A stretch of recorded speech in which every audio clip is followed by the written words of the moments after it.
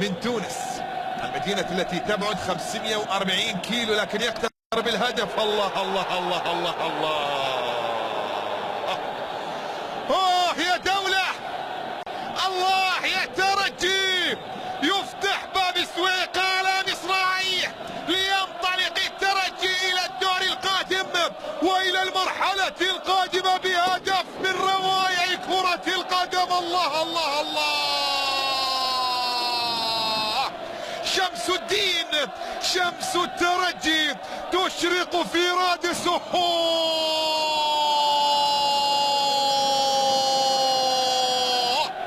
على طريقة الكبار، بواحد من أسماء الكبار شمس الدين. أشرقت شمس الترجي، سجل الترجي، هي ملعوبة. لا لا لا لا لا لا لا لا على يدخل إلى أرضية الملعب آدم دمبية، كرة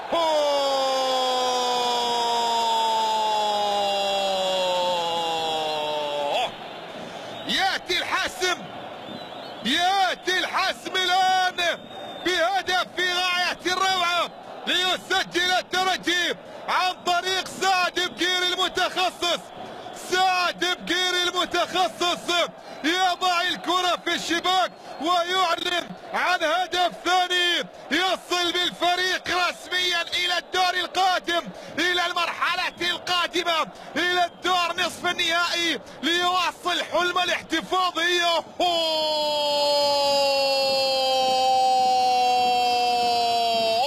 بالقدم اليسرى سعد بقير في شباك الجرجيسي يعيده إلى جرجيس بخسارة في هذا الدور أمام الكبار، ويسجل الآن